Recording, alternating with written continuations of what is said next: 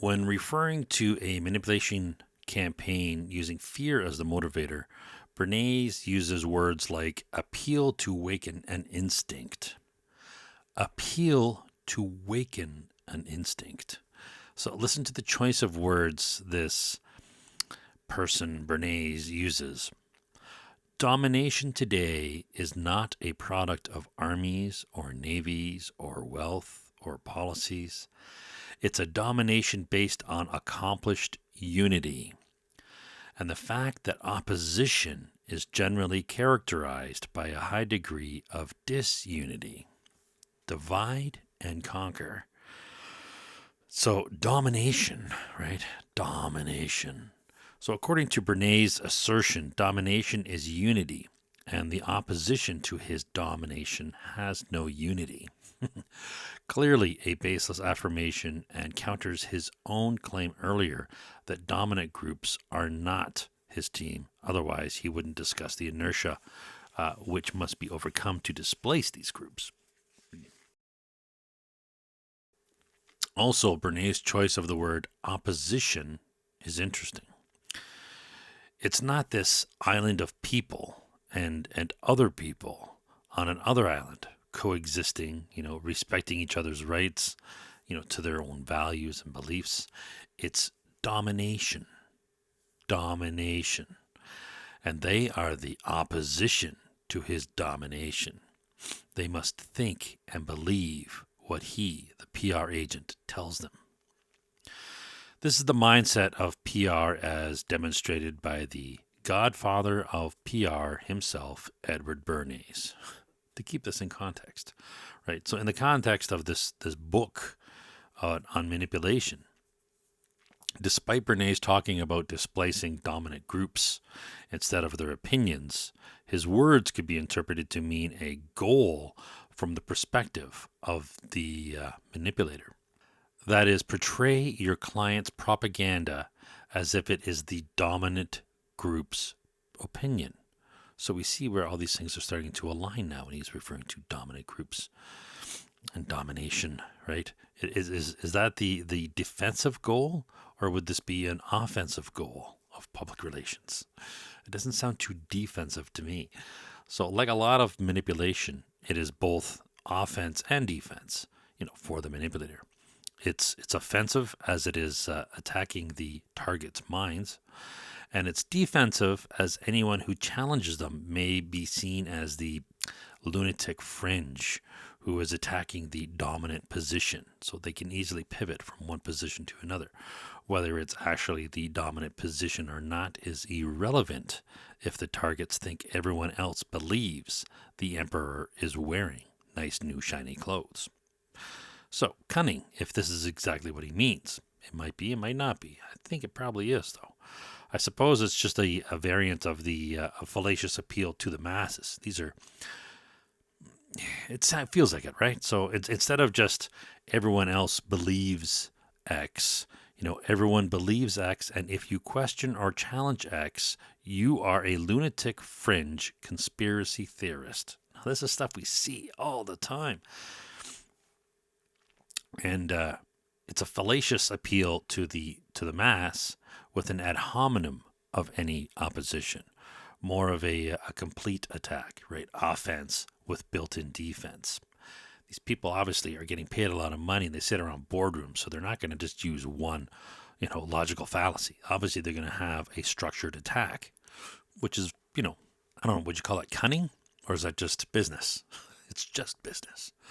So regardless, this apparent hostility to dominant groups is a common trait in losers, or people with low self-esteem, individuals who view themselves as the out group. I see this appeal to to losers in agitprop, in the movies, in the arts, in songs, in writing. You think of Beck. His song, So I Un Perdedor, like, I'm a loser, baby, so why don't you kill him, right? So, yes, we all lose at times. That's life, and that's learning. We all have antagonists. There may even be many, but that does not make us losers. It's common trope that the weak shall inherit the earth. I know it's the meek shall inherit the earth, but there is no difference really, between meek and weak, right? Meek easily is, imposed on, submissive, and weak just means lacking strength. So there really isn't much difference between the words meek and weak, even though there is, recognize there is a difference. It's more refined. So meek is more a mental weakness, whereas weak can be both physical and mental. You might be physically weak just due to lack of muscle or illness, sickness, who knows. But meek is something you can change, or maybe some people can't. Right? So people can argue, or have argued perhaps, that the meek choose to be docile, and that's because they are mental weaklings. If they weren't, they wouldn't be meek. That is, easily imposed upon or submissive, as per the definition of meek. So there are tropes about the weak fighting back. It goes back centuries.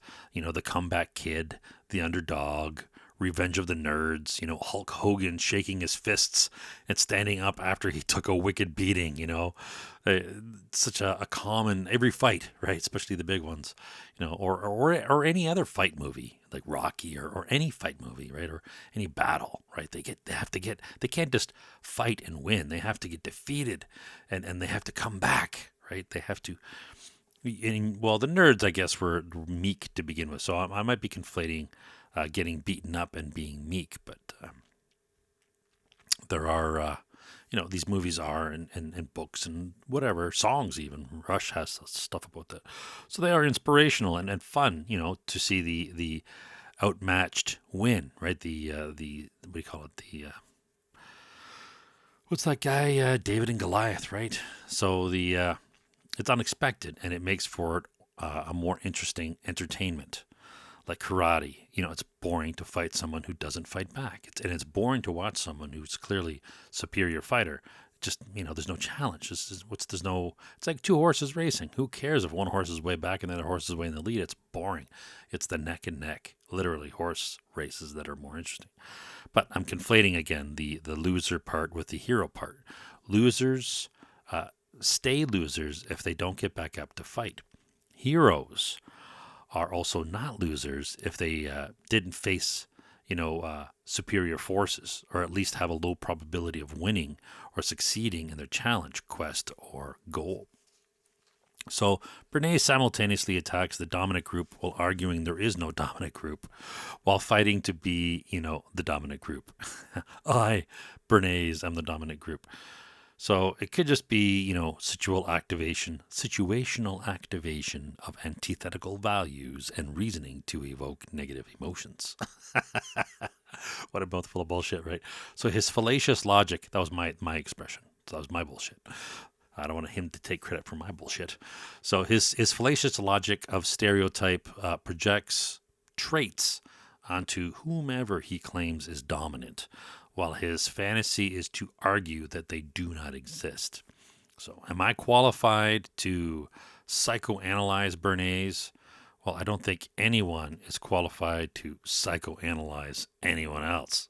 It's a faux pseudoscience. So, but we can use our powers of observation and make best guesses, understanding that that's all they are. So, my post-secondary education is mostly hard sciences and math and electronics. So that doesn't really make me qualified, right, in the soft sciences. But again, I don't think anybody's qualified in the soft sciences. So is Bernays perhaps more qualified than I am, if you think, right? Because we're talking about him and he's talking about the soft sciences. So is he more qualified to discuss public relations? He went to school for agriculture. So to all those arrogant idiots who pray to the dark tower of PR and who call, Aggies, rubes, their evil messiah in that dark tower is an Aggie. The irony is thick. So Bernays conflates dominant groups with institutions. I went over institutions in quite detail in the Gustav Le Bon podcast, which was 9 hours. But his example of a dominant group is the institution of electing representatives to Congress. So that is a mode, a methodology. It is not a dominant group. But it's crying about, elections is a red flag.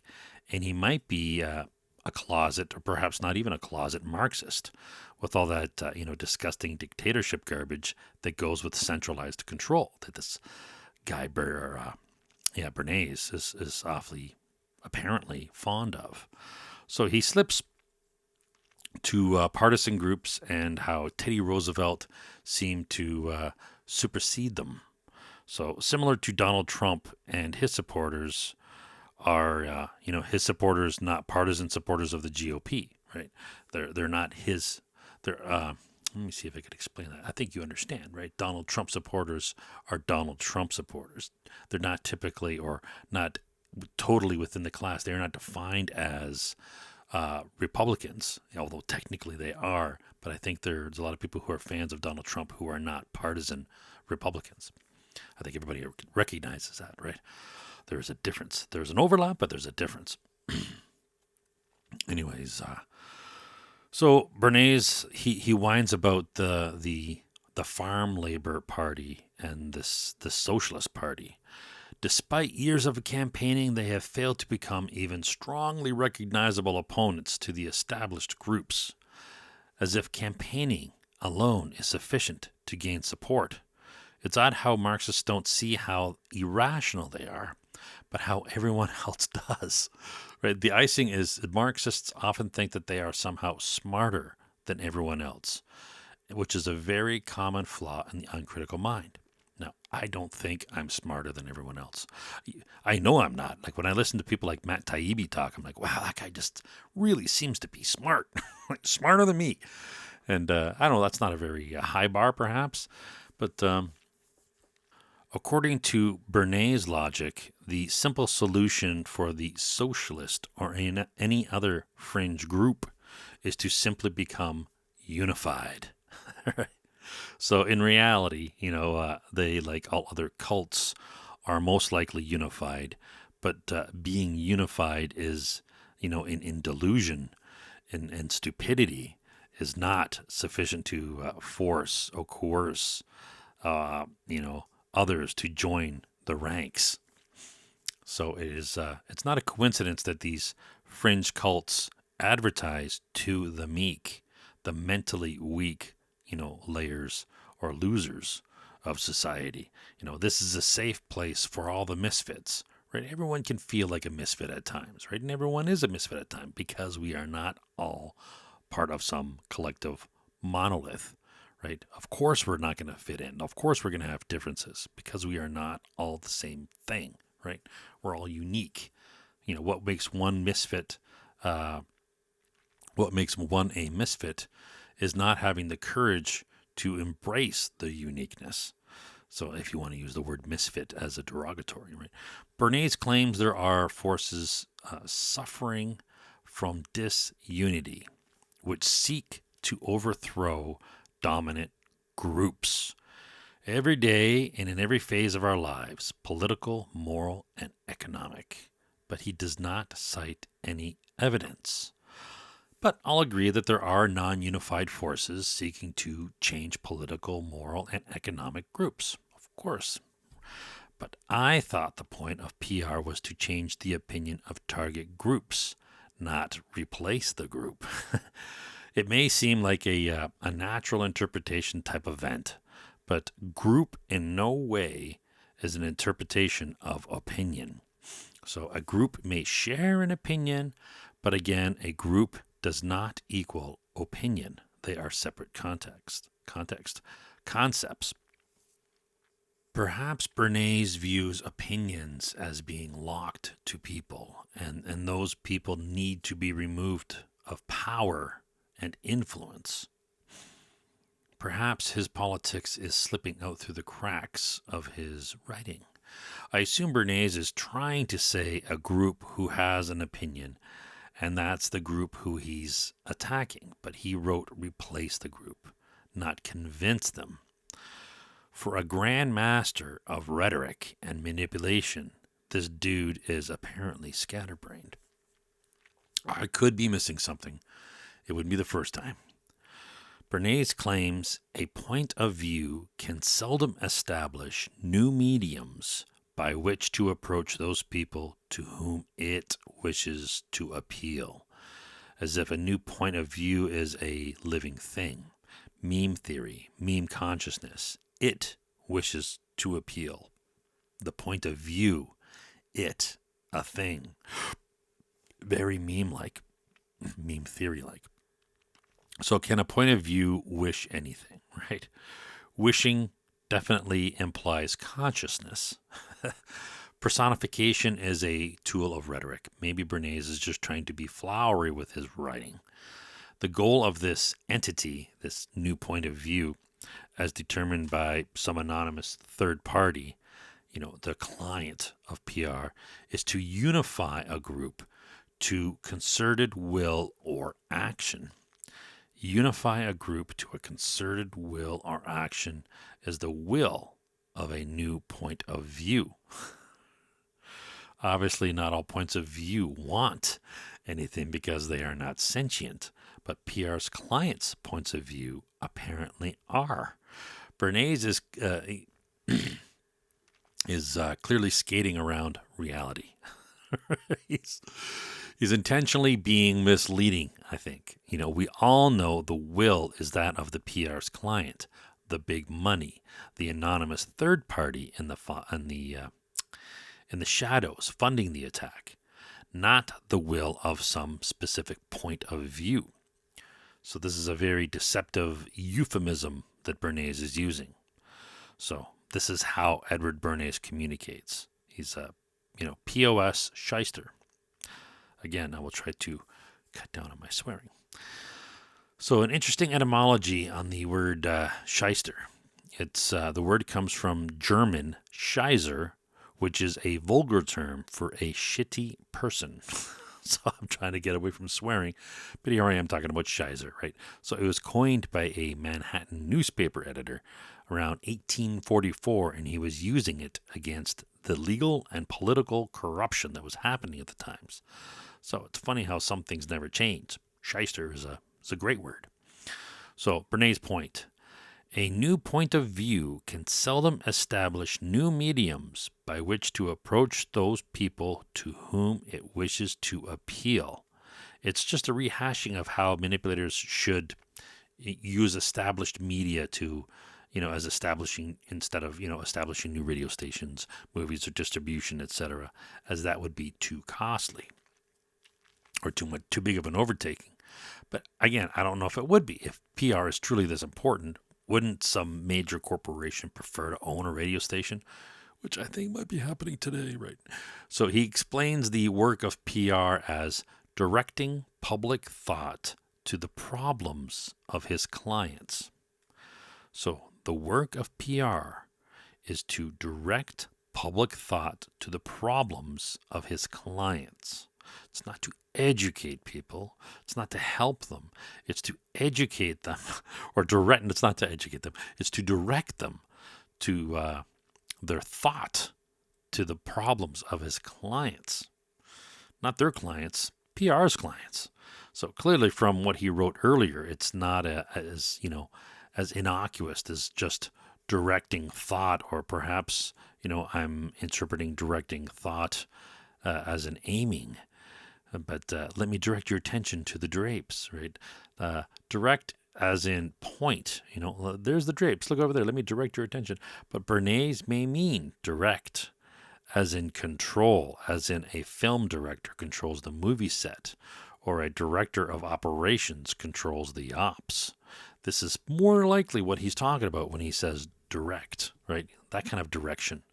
Let me direct your attention. Not so much. I am directing this operation. That's more what he's thinking. I am directing your opinions. I'm not pointing them out. I am controlling them. So to direct the target's thought, to govern the operations, to manage.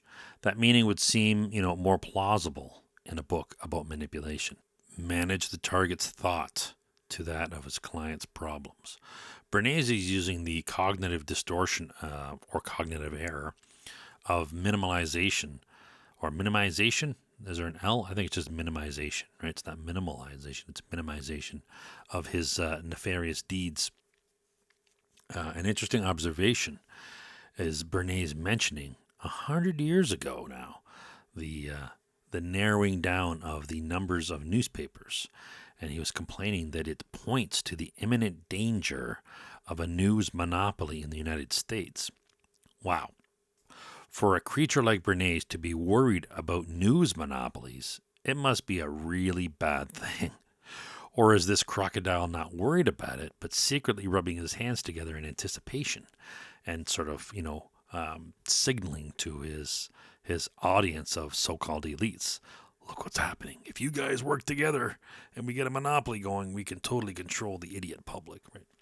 Or is he lamenting, perhaps, that it might be harder for a PR huckster to gain access to the news if the owners don't want PR's client's narrative to be broadcast? Like today with Twitter, with Elon Musk, all the PR monsters are writhing in agony and in the sunlight as he's making it difficult for manipulation and disinformation and honest misinformation, but it's mostly disinformation that the PR people are working on. So this could be a lament, right? He's lamenting, Bernays is lamenting the potential future Elon Musk's of Twitter. So could be all the above, right? So he writes, the PR council must subdivide the appeal of his subject and present it through the widest variety of avenues to the public. Why he writes subdivide the appeal as opposed to just divide is unknown, as subdivide means to divide something that has already been divided. So he's subdividing something that's been divided. So how should we interpret a divided appeal? Not broad strokes, but targeted messaging to as many different targets as feasible. How Bernays classifies those divisions, he doesn't say, but we can assume they are stereotypes of groups, as he did explicitly say, use stereotypes. So we are also to guess that he means framing the narrative conducive to a nature lover for nature magazines, family-oriented to a woman's magazine, object-oriented in a man's magazine, competition-oriented in a sports mag, etc. So he writes that targets accept facts which come through existing channels, new things in accustomed ways. So there's a secret right there. So the new information has to come through an established channel. So they have to use medical journals to give out new bogus medical information. So that would mean that the medical journals would have to be compromised to public relations in order for this system to work. Regulatory capture, right? And the whole, it's amazing. It's hard to believe, but anyways.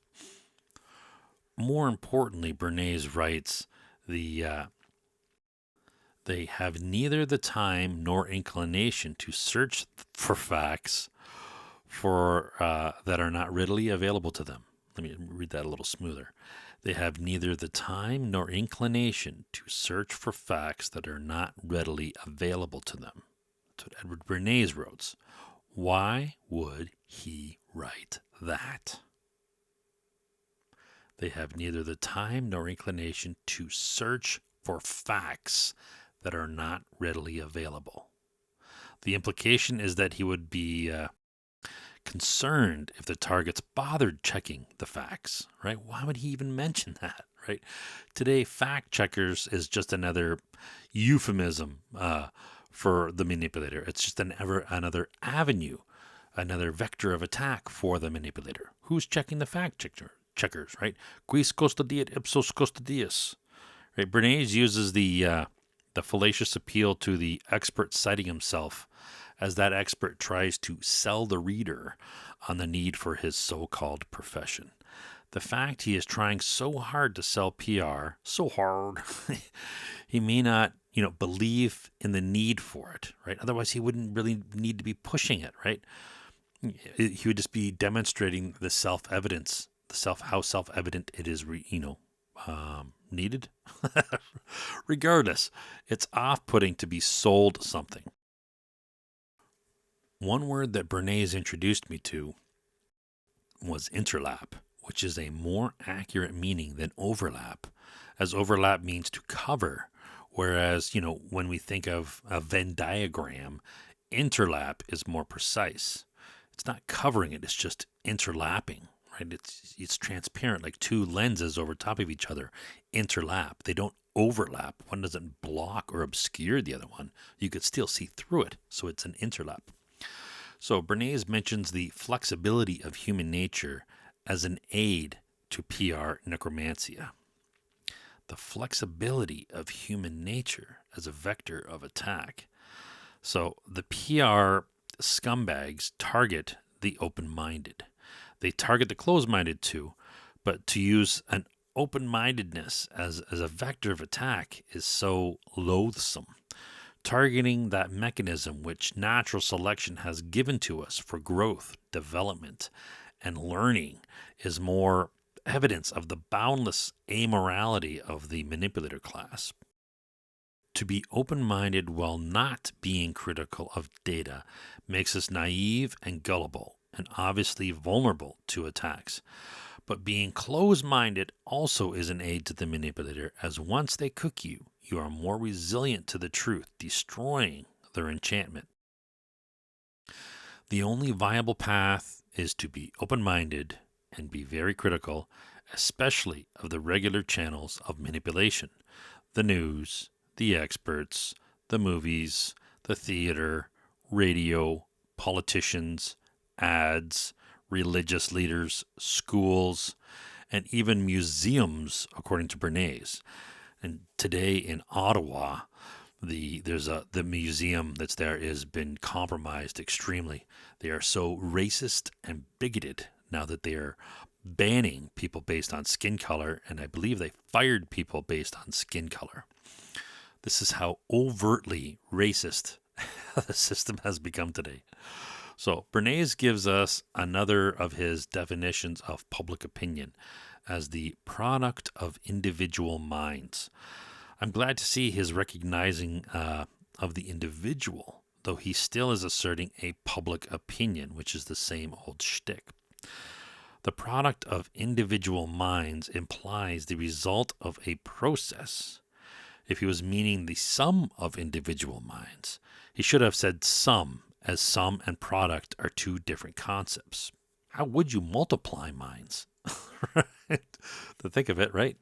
The product. How would you multiply minds? You could add, I could say you could add multiple people together. How do you multiply? So perhaps he's implying the power of his fantasy public opinion is more powerful than simply the sum of individual minds. This could be. Most likely he just means public opinion is manifested from the collection of individual minds. But as we know, everyone has a unique mind, unless they've been conditioned by some external force and are now a collective of like-minded zombies. Maybe. So even then, as we've all been through school and know the conditioning doesn't stick to everyone evenly. I was a top recruit, as I said, in basic training. Was I the most conditioned?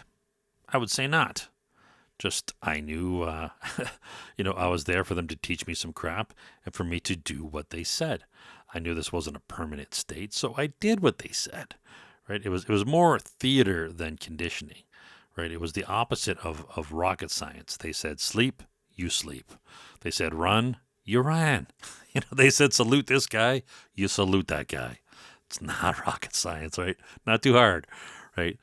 I remember, what's his face, the actor who played Obi-Wan Kenobi, Alec Guinness, talking about his time in the military and how it was theater. For he used that for Lawrence of Arabia. Could Bernays mean public opinion as just the collection of a vast and diverse set of opinions? That would make the most sense, but that would make the concept of public opinion meaningless, as a collection of infinite variety is infinitely varied, and not a single opinion, despite framing it and naming it as such. It should never be singular. It should always be plural. The opinions of the public, public's opinions on the matter. Right? I don't know if you pluralize the public's. I guess you could do, right? But definitely the opinions should be plural. So the singular fantasy garbage has to go. It's distorted. But Bernays is voluntarily handicapping himself. It's self-inflicted with the error of stereotype. So it makes sense from the outside. They would be blind to all the fallacious, to that fallacious heap. Right? Simply creating a class does not in any way make all those we assign to that class clones. Or, you get the idea. Just because I put you in a certain class doesn't mean you even belong in that class. So the class of, red-haired people, share nothing other than having red hair. If they may not even be natural redheads. Who knows? There may be, stereotypes of gingers, like short tempers or whatever, but that is not proven. And simply assigning it is stereotype. The class of public opinion is even a greater fallacious leap. There is no one public opinion. And even Gustave Le Bon would agree to that. Just because we may think a stereotype could fit doesn't mean that it's the truth. Just like the Kuleshov effect in film editing, what we project onto others may not be objectively true. Just because it looks like that person is thinking that or feeling that doesn't mean they actually are.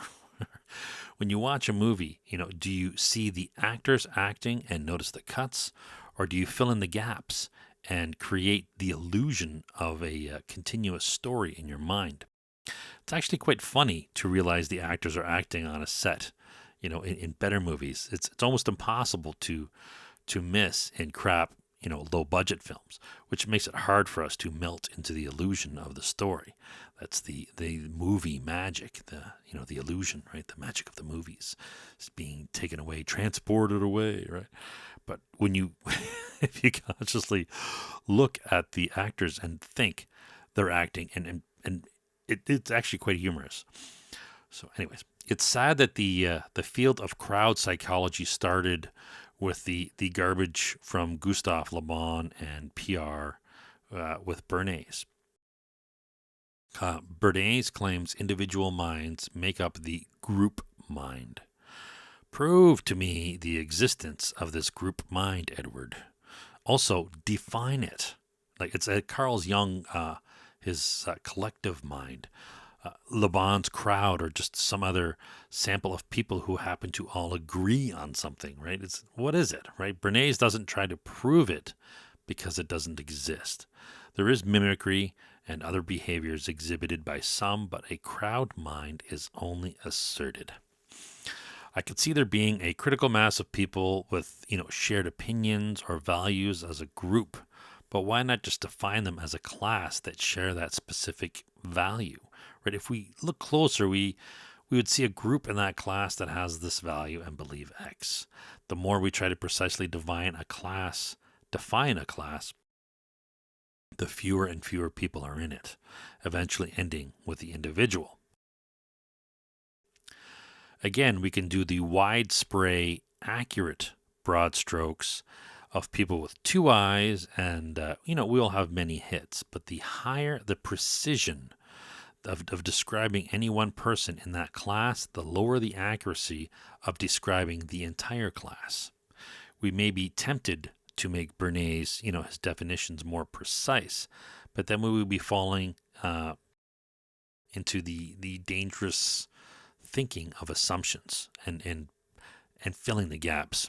There's too much of that already, and vague writing forces the targets, us, to adopt that mode of connecting the dots for the manipulator. Those connections most likely being phantom connections, and the whole chain of thought being a false premise that feels true because we reasoned it out ourselves by making those phantom connections. So we have to err on the side of literal meanings and hold things as undefined that are not defined. For example, Bernays writes, "The established order of things is maintained by the inertia of the group." The established order of things is maintained by the inertia of the group. What order? What things? Which group? A ghost. I can connect the dots for Bernays in my imagination. For example, I could think of people farming, or how our culture, line up for things that and think that is maintained by all who comply with the concept. But that group is only homogeneous in terms of their compliance with those lines. But the established order of things implies a much grander scope of things in some great order, and this overreach of concept is maintained by the group, which also implies a vast group, if it's maintaining the order of things, right? All things. If one quickly skims and allows their minds to connect the dots, it seems reasonable prima facie. But it's a sleight of hand trick, right? A sleight of hand that with words, a sleight of hand with words, rhetoric, right? Deceptive language. A sleight of hand with cognition, right? An illusion, an intentionally deceptive cognitive illusion. It is possible that manipulators can do this by gut feel and are not cognizant of the specific techniques, or, are they consciously doing it? Right? Do they have a recipe book? Right? Yes, in fact, it would seem likely that they, use fallacious thinking. Otherwise, this would require them to know how to do it and how to still be irrational. So it seems to be like their gut, right? Which is pure, if they did, right? Either way, it's still pure evil. So, I would err on the side of them doing, but perhaps not being able to articulate precisely how they are doing it. They are instinctive manipulators. So, and again, not all manipulators are the same. I don't want to stereotype too many people. Even in the context of Bernays writing a book selling manipulation and evil to the greater evil, I would still lean towards, him being a deceptive POS, but not totally cognizant of the specific fallacies and cognitive illusions he's pulling on the reader. Probably because he's faulty, his faulty reasoning allows him to unwittingly pull those fallacies on himself. So to Bernays, it's just good thinking. It makes me wonder what, cognitive fallacies we are all pulling on ourselves, which we think is good thinking, or too lazy to look at critically. Bernays claims there are 3 factors PR can use to change the order of things. So he wants to change the order of things, not just change people's opinions, but now he wants to change the order of things. So these are those 3. Number 1, interlapping groups. Number 2, continuous shifting of groups. Number 3, changed physical conditions to which groups respond. Physical conditions, not mental. Physical conditions. So he claims these vulnerabilities are brought about by the inherent flexibility of human nature. Accuracy versus precision is more complex than just shotgun versus rifle. That is only the one-way projection. There is also another side of it, the perspective of the receiving end, and yet another perspective of the impartial third party observing the whole interaction. So if we think of like a floodlight shining into the forest in our backyard, it might hit an owl in a tree. And if we're trying to describe an owl to a young child, we might broadly say, the owl is in the light, which is 100% accurate, but not very precise because there are many other things also in the light. The lawnmower that ran out of gas, the old pickup truck that was parked there 10 years ago, the pool, the barbecue, the parked helicopter. You get the point, right? The kid may not know what you mean by owl, so we might pull out a laser pointer, from our keychain or whatever, and point to the owl's beak and say, see that? That's the owl. The kid may now realize all the superfluous crap is not the owl, but if they, if they're an idiot, they may think the owl is only the beak the laser is pointing to. So one can be very precise and accurate and still be wrong. We might be overly precise, right? It's scope. It's a scale issue. It's a framing and naming, too high of precision. And we're no longer talking about the concept of owl. We're talking about the concept of a beak or proteins or molecules or atoms or quarks or whatever voodoo universe is down there at the Planck length, right? So, I may be conflating precision with scale, but you get the point. Overly precise, maybe it's just a scaling issue, right? So we need to back out a bit and see the entire owl and define what the limits of what an owl is. So the outer edge of the feathers, perhaps, but even then we need to back out to its habitat, right? The scale and scope. Things are not in isolation, right? It can't exist without the air and the environment and the food where it's living, right? So it's critical that we use those definitions and scales in consistent context. Otherwise, we're overreaching our definitions of models or whatever the case may be. In this case, owl, right? It's not in isolation. That the owl may be necessary perhaps for the survival of the tree that it lives in, right? The owl may need to eat some seed, particularly, and digest it partially and drop the seed with some, partially digested mouse bits, which would make the owl and the tree some form of co-species, like how humans are with the microbes that live in our gut. So my point is that not being aware of the concepts of scope and scale in terms of definitions and archetypes and models or analogies can lead to error.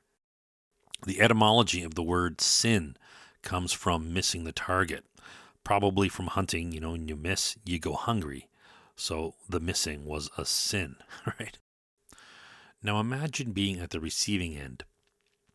From the perspective of the target, we need to think of accuracy and precision every now and then when we're being fed information, which can get more difficult with more abstract ideas.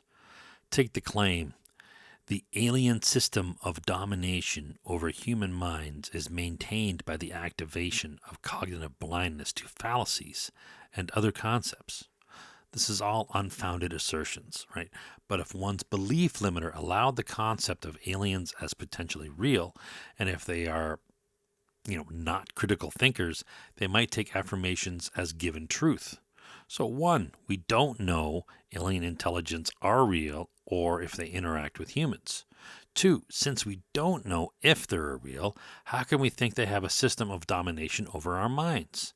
3, there's no proven mechanism of ESP or telekinesis that I'm aware of. So even if 1 and 2 are true, there's no proof of the mechanism. 4, while humans demonstrably do fall for fallacious logic. That's hard to say. Fall for fallacious logic. There's no proof that it's activated by a foreign sentience. All those assertions are baseless, without evidence, and not very believable because I have placed them outside most people's belief limits. So the faulty logic is evident. But if I gave the same example with more believable factors using the same false logic, a lot of people would make false connections via their personal anecdotes or imagination and believe it. So I'm not a skilled manipulator. So it's difficult for me to come up with an example of all the complexity and nuance of form that a master manipulator would. It's like describing the Mona Lisa to someone. I could draw a crude representation of it. I could see the complex and nuance, but I need to develop a more sophisticated vocabulary and expand my schemata, my mental library of concepts to articulate it more precisely and within the proper scope. We hear people say, I can't describe it, but you'll know it when you see it. It's part of the human condition to notice phenomena before we have a definition of it. And it's a challenge to share a concept we don't have a precise definition of, like the concept of a new monster. We may catch a glimpse of its beak. We might see its droppings and only hear it in the darkness. We need to catch it and study it to get a better concept, to grasp what this thing is. And even then, we may not be able to convey the concept to someone from the city who's never experienced a dark night. Add to that the different disinformation crowd that may try to tell the other fellow citizens that there's not a new monster. It's just a duck, the creature that we've all seen, right? So you're actually facing this kind of stuff as well when you're trying to give new information. So the first attempts are often crude and approximate and full of errors, but that shotgun technique can be refined with reasoning to a highly precise point. Hubris and arrogance prevents us from thinking our crude first attempts, can be wrong. More so if we happen to hit a bird with our, wide net shotgun approach. This is most likely what's happening with Bernays, though the deceptive, fallacious mode of thinking is complex, and it's hard to believe occurs without an intentional effort. Though this could be just a natural selection of memes or modes of manipulation, right? The patently false concepts, the obviously false concepts and arguments fall away and die and wither. And, only the crafty, effective ones remain because those are the ones that are effective. It's like an infinite number of monkeys writing. One will eventually write Hamlet. Or I guess if there's an infinite number of them, an infinite number of them would eventually write Hamlet. Infinity is bizarre. There have been a ton of critical thinkers before me who were orders of magnitude more intelligent. How come their observations, were not sufficient to destroy the persistence of bogus reasoning from the likes of Bernays? The fact we all know people who clearly made it through adulthood with decent careers and normal lives, yet are clearly not critical thinkers, indicate there is no powerful force to get us to think critically. Just enough to survive is all you need, and you will survive, right? Which is bizarre. We learn the minimum necessary to get us through the life of this epoch and don't bother wasting energy trying to find out what is true. Conditioned monkeys by malevolent forces or just efficient thinkers who only attain the minimum cognitive powers necessary to achieve the goals of social norms. Vast errors can be accepted if they have no noticeable impact on survival.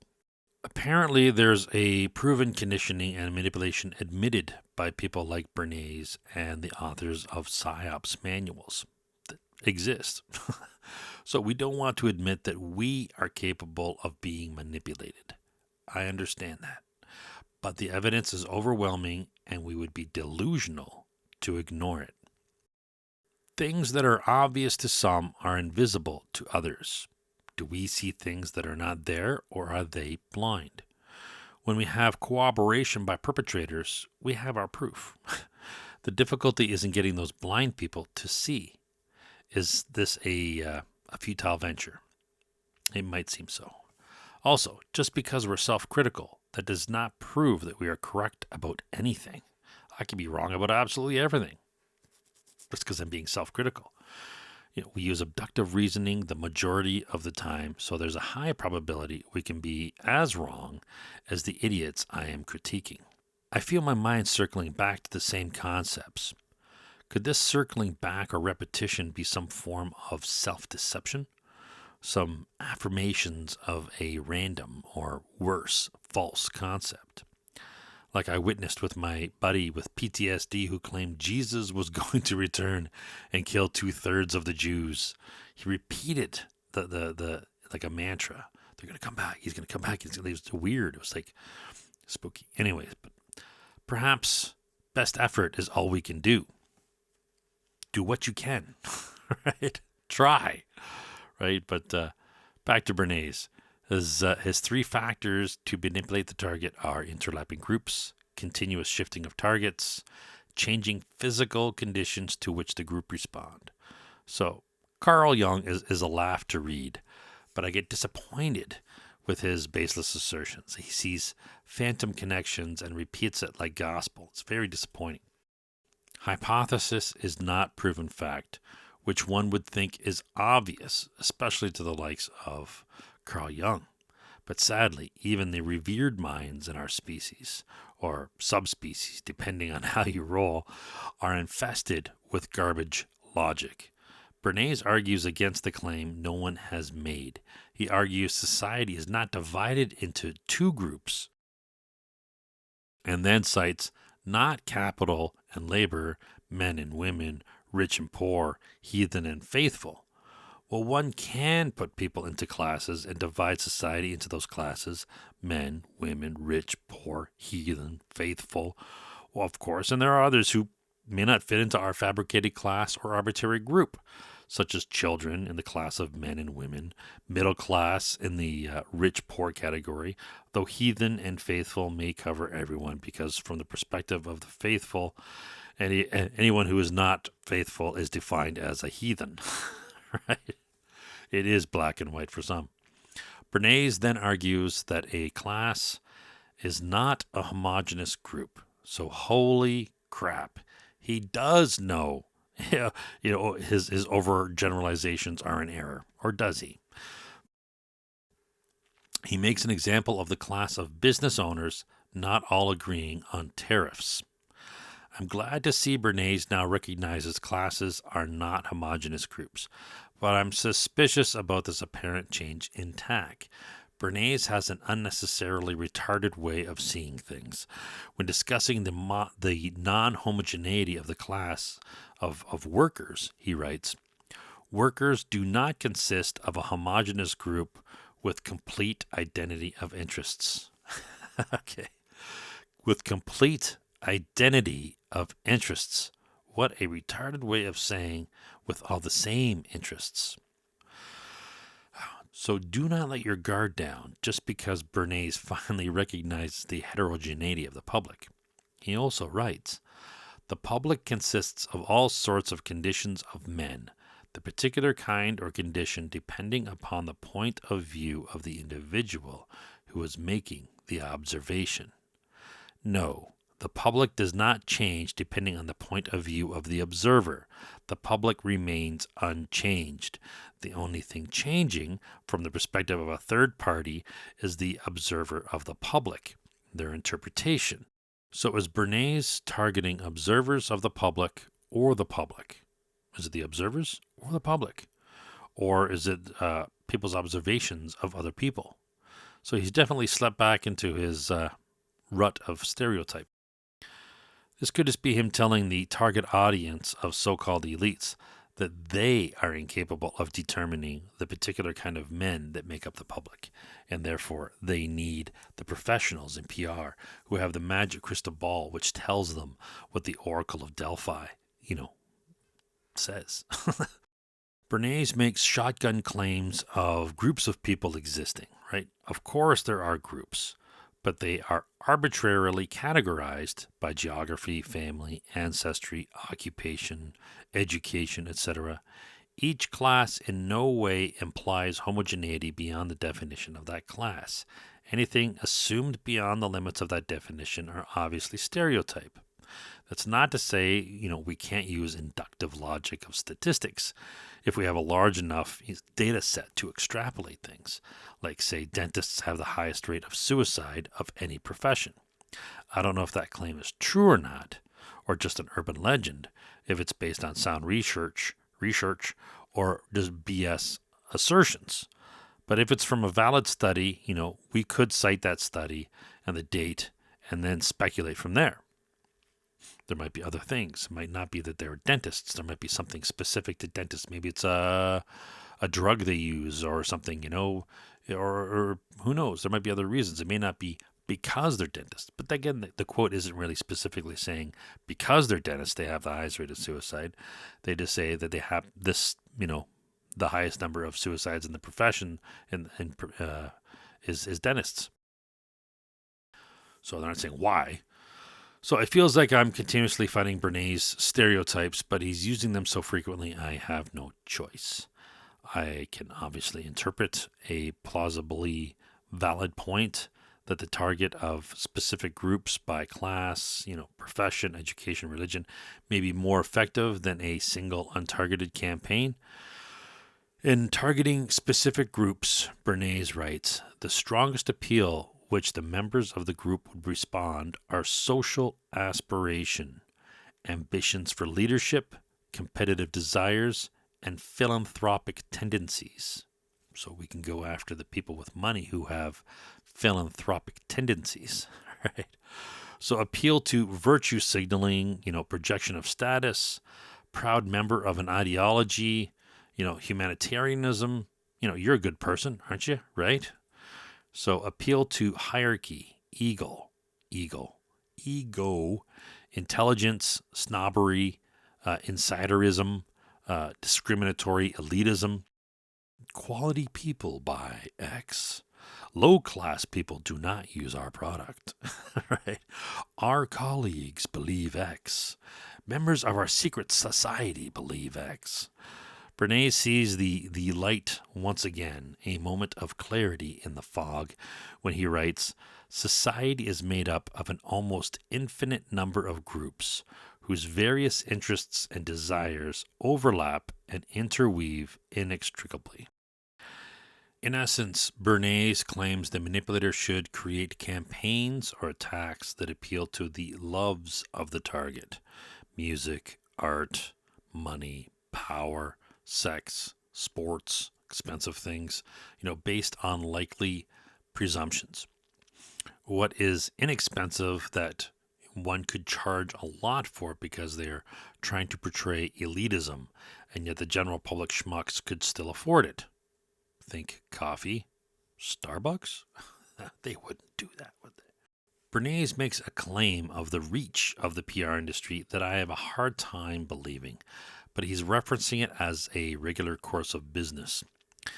In a campaign to intensify the interest in silk by a silk farm, not a lobby, a farm, just a single business, silk was projected as the embodiment of fashion to women's clubs. At museums, silk was displayed as art. To the schools in the same town, perhaps, silk became a lesson in the natural history of the silkworm. To art clubs, silk became color and design. To newspapers, the events that transpired in the silk news became news matters of importance. Right? To the modern ear, we can smell bullshit when we read this out loud. Perhaps, he says, suddenly it became hypothetical. To the schools in the same town, perhaps. So, was it an actual anecdote, or is this just a hypothetical? Right? Bernays started with "this happened" and then drops "perhaps it could be." Right? If any of that crap did happen, I would like to know the methods used to get women's clubs, museums, schools, art clubs, and newspapers all to conspire and agree to do what public relations wants at the behest of their client, the silk firm. Right? Remember, this was specifically a story about a silk firm originally, right? Never mind the budget. Perhaps, Bernays is just a grifter who was full of shit. He claims the women's group were appealed to on the basis of its greatest interest. The group would be an it, but I don't know. Seems just very dehumanizing. School teachers appealed to as educators, written 100 years ago, and PR still appeals to teachers as educators, right? So what about the museums, the art clubs, and the newspapers?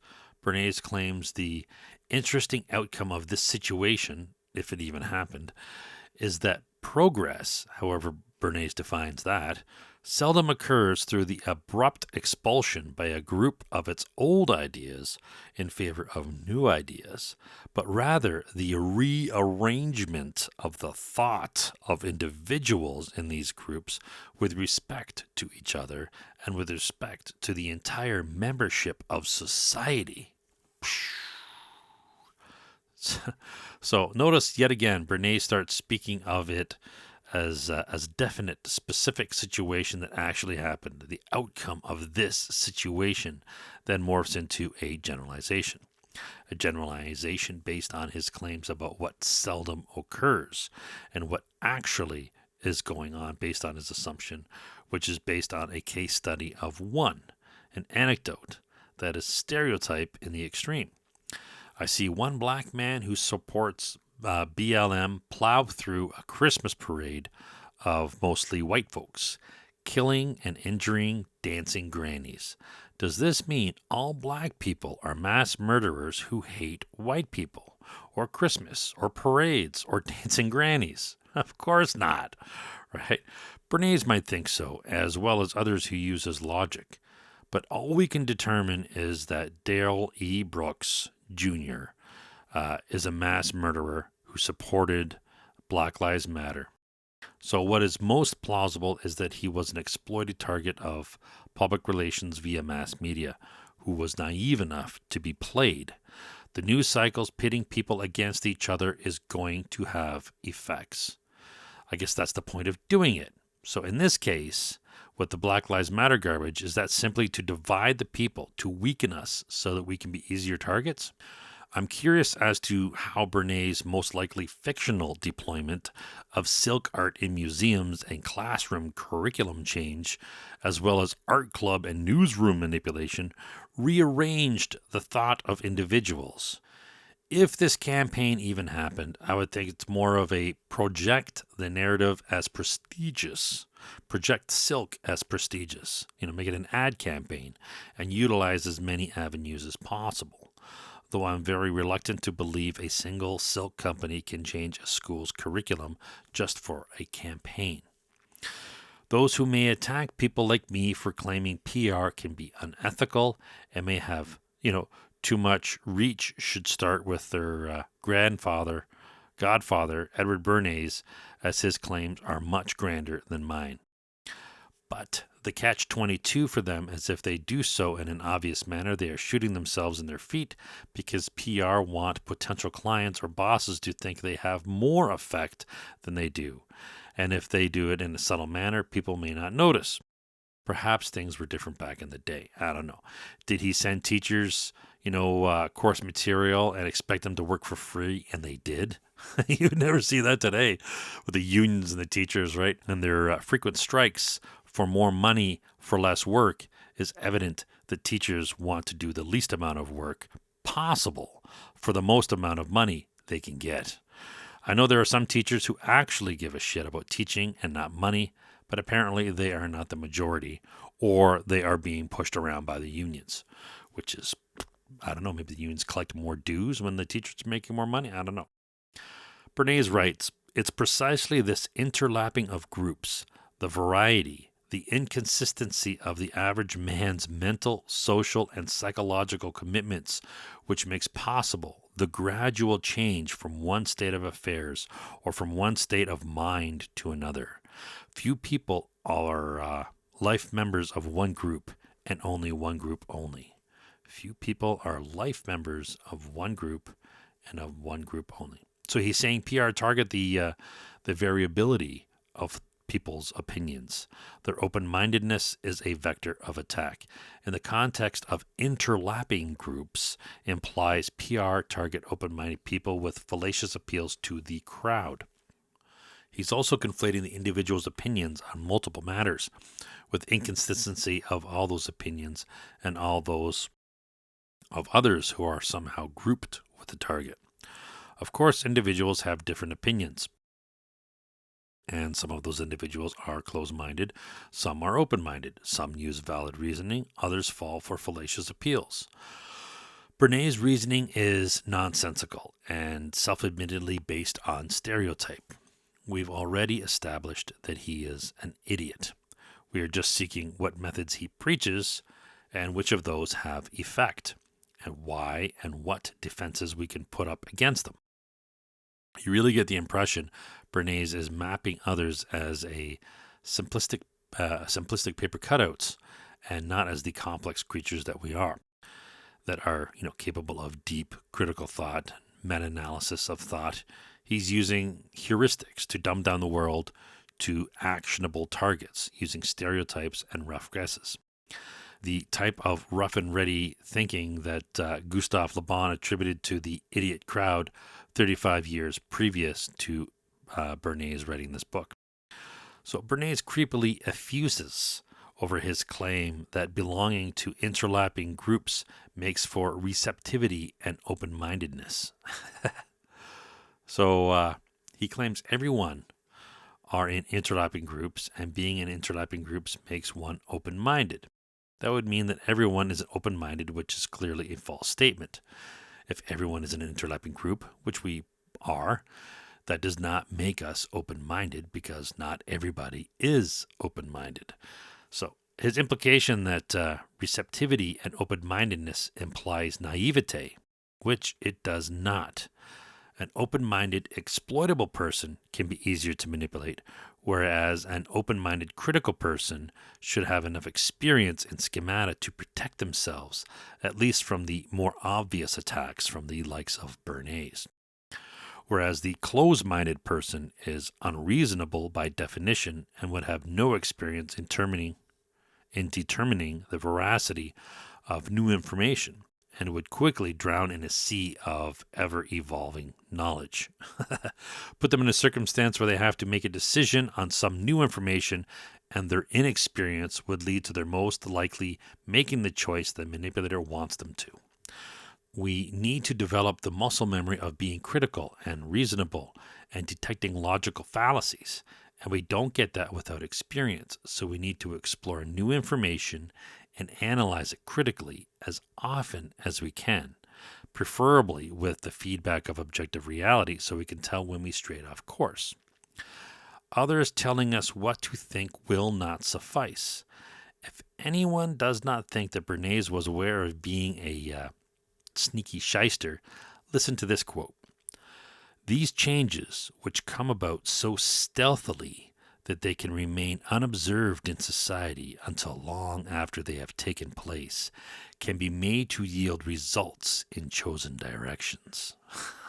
Obviously, the changes do not just come about. They are the effects of intentional manipulation by people like Bernays.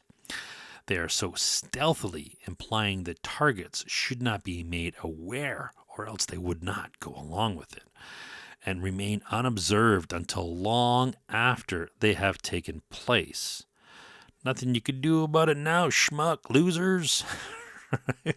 So what type of person would be proud to be in public relations and claim Edward Bernays as the father of their industry? This is from the horse's mouth. Bernays is a failed human, a subhuman. He's not talking about psyops directed towards an enemy of the people. He's talking about campaigns directed against his fellow countrymen, his fellow human beings, his neighbors, his family, his friends. I consider myself at times to be a bit of a cynic, but Bernays is a sociopath. Worse, he is a dark-hearted necromancer. He apparently gets his jollies from manipulating innocent people and getting away with it without their noticing, especially until long after, right? I could see even ideological battles, but this shitbox apparently does not care about ideologies. Is he a genetically failed human, or did his parents really just mess him up? Right? Bernays claims changed external conditions is external being conflated for what he claimed earlier as physical conditions.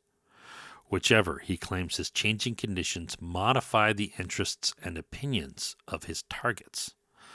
The PR Council, too, can modify the results of the changed external condition by calling attention to it or interpreting it in terms of the interest of those affected. Attention is, of course, a staple to manipulation, but so is what's its converse, right? The hiding or censoring of information or data. This is also critical. Attention and the hiding of information. Bernays claims drawing attention or interpreting. He clearly means and, not or, as there's no point in interpreting for the purpose of manipulation if no one sees it. Attention is implied. We get a bit of a clarification of what Bernays means by changed external condition. and a reaffirmation of his creepiness when he refers to the recent advent of radio. If his clients are the large manufacturers of radio supplies and demand acceleration of his changed external condition, in order to increase their business, he may enlarge the radio's field, activity, and effectiveness, or he may stress to the public the importance of this new instrument and strengthen its prestige so that it may better fulfill its mission as a modifier of conditions.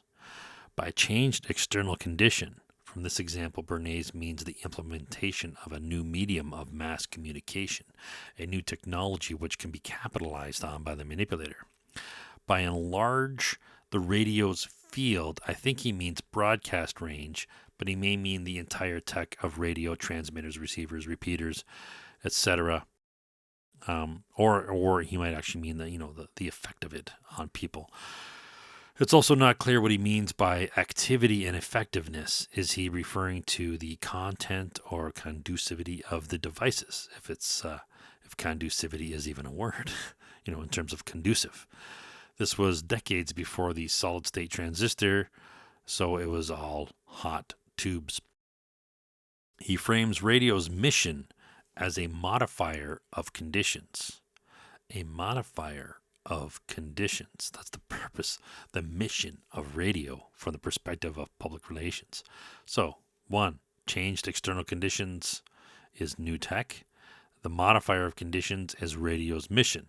So conditions appear to mean the perception of the public. So is he using this as a euphemism? So conditions may mean the condition of the target's opinion, and he also means conditions as in the environmental factors which can modify the target's thinking. Radio's mission as a modifier of conditions. Perhaps he means radio as a vector of changing opinions, which, can change other conditions, like panic sell-off of stocks or fear to justify mass injection of untested new drugs or propaganda to gain support for a new war.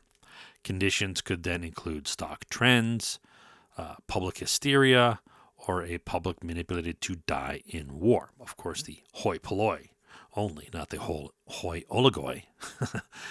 Condition.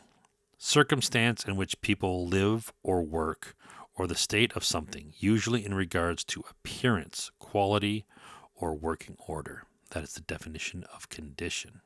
Conditioned, to bring to a desired state for use.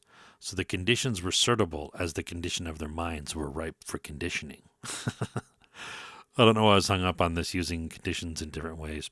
Probably because I'm triggered by the ambiguosity. Is that even a word? Neologisms. Ambiguosity, the ambiguity, as it's an indicator of manipulation. Bernays writes that changed conditions such as high interest rates make it possible to change the opinion of the public by a bank to want more money in banks or to not pull it out. I could see that. Another example of change in public opinion due to a changed condition. So is Bernays talking about using interest rates as a form of PR to manipulate the public? Interest rates are bank-controlled things meant to explicitly manipulate the actions of the public on a macro scale. Or is Bernays simply meaning that manipulation can capitalize on changed conditions to manipulate their targets?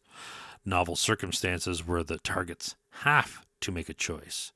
That's a bad place for the closed-minded and naive open-minded alike. A catalyst to facilitate manipulation and to be promoted to tell the targets what they are supposed to do. Raise the interest rates and tell them to put more money in the bank. Promote a virus to spread during a pandemic and tell them they are going to die. And kill everyone they love if they do not inject a novel compound into their body. The conditions or environment is not solely responsible. It's just a setting which allows or facilitates the manipulation by those who perpetrate the craft. Bernays claims the elements of human nature are fixed in terms of desires, instincts, and innate tendencies. The directions in which these basic elements may be turned by skillful handling are infinite. Creepy ass mother effer, right? These examples he gives are instincts of self-preservation manifesting as a desire for shelter, lust, and hunger. He claims these fundamentals exert a coercive force. Interesting to say that, people say sex sells, right? But it's really lust that sells. Ads don't use intercourse to sell, right? But the desire for a high quality mate, right? The lusting. It's not the actual act, obviously, of sex. And that's the natural interpretation versus literal interpretation. Obviously, they're interpreting it to mean the lust, right? Well, why not just say lust then? Maybe sex sounds better. But gustatory. What is gustatory? Gustatory is concerned with our sense of taste. Gustatory. So he refers to an ad which he claims appeals to our survival instinct. It's an ad for raisins that reads, "Have you had your iron today?" It's not just an implicit appeal to survival, but more an assertion that iron is A, good for you, and B, you need it every day without citing any evidence. See, right? So have you had your iron today? Well, do I, one, need iron every day? And two, is iron every day healthy? So the science of implied assertions by public relations. While some people are, in fact, iron deficient today, we know iron every day is not a safe recommendation for everyone, as some people have a surplus of iron and need to avoid it in their diet. My advice is to not take medical advice from advertisers, PR scum, news media, or politicians. They are professional liars. So they are the last people you want to be taking medical advice from. So Bernays claims the instinct of preservation can be used to make a worker give up necessary food. Necessary food. So that he can have a little money to donate to a fund if he can be shown it's a safety measure. Sell fear and safety to cause literally poor schmucks to give up necessities like food. They're not saying surplus food. They're saying necessary food. Necessary means they need it for survival, right? I don't need to define necessary, do I? Right? So can you imagine a PR campaign that pushes people to think the safety of their loved ones depends not on asking questions or for proof or for thinking critically? Can you imagine something like that? Right? Bernays spells it out. PR counsel extract from his client's causes ideas which will capitalize certain fundamental instincts in the targets he's trying to reach, and then sets about to project these ideas and fears into the mind regardless of what damage is done to the public, the sole concern being what the client wants as they are paying. It's their dime. Are there limits to what PR firms might do? A British PR firm called Bell Pottinger went belly up after exploiting racial divisions in South Africa simply to deflect attention from the corruption of these guys called the Gupta brothers and the president Jacob Zuma, and I'm pretty sure his son. I'm not sure, but I think, his son, I think, was involved. Sort of a Hunter Biden, Joe Biden deal, right? Yeah, we all knew about it before the election, despite the collusion between big tech and news media and the Democrats and who knows who else to have the story buried. The FBI, right? It's disgusting, the level of collusion and corruption at the highest levels. Anyways, Bell Pottinger. So if Bell Pottinger did that, what currently is happening in the PR world? If a British PR firm stoked up racial division in South Africa just to distract the corruption of the Gupta brothers and the president, possibly his kid, or maybe his kid, I'm not sure exactly, but to hide corruption, a public relations firm stirred up racial tensions between blacks and whites in South Africa, knowingly, intentionally, just to distract so the corrupt Gupta brothers could get away with their corruption. Public relations firm, right? They did that. They were caught. What are PR firms doing today that haven't been caught? So Bernays cites some psychologist, Bill McDougall, who classified 7 primary instincts and their attendant emotions. So we have instinct, emotion. They are flight, fear, repulsion, disgust, curiosity, wonder, pugnacity, anger, self-display, elation, self-abasement, subjection, parental love, tenderness. And claims they are all used in public relations in developing ideas and emotions for their attacks on the public's opinions and actions. So I don't equate pugnacity with anger. I think just because people like to argue doesn't mean it's angry, right? I think you could be having debates. But then again, I might be defining pugnacity slightly differently. I'm not sure. And fight or flight. So he says flight and fear. Well, there's also, we know, fight and flight. Now, I don't know if that's even a thing, right? Soft sciences, you can never tell what's bullshit or not. But anyway, so these things are just assertions by this guy, Bill McDougall. He just asserts these two things together. Flight, fear, repulsion, disgust, curiosity, wonder, pugnacity, anger. Now, you can connect them to make sense, but that doesn't mean that there aren't other ways that these instincts can make sense with other emotions. He's tying these specific emotions only to those instincts. And their public relations are taking this and running with it as if it is 100% true. And they're basing their campaigns on this, according to Bernays. So he writes, public health officials stressing the possibility of a plague or epidemic is effective because it appeals to the emotion of fear.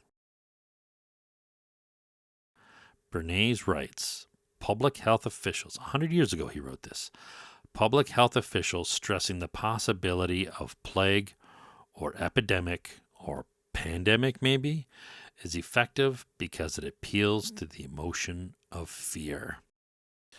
Curiosity, wonder, are all called upon by PR for clickbait. Hangers to questions are dropped to bait the target's attention. Bernays cites his famous ads, "What's wrong with this picture?" which nobody's going to remember because it was like 100 years ago. So he claims pugnacity, or the quality of wanting to argue or fight. And according to old Bill McDougall, its attendant emotion as anger, and it's used continually in PR.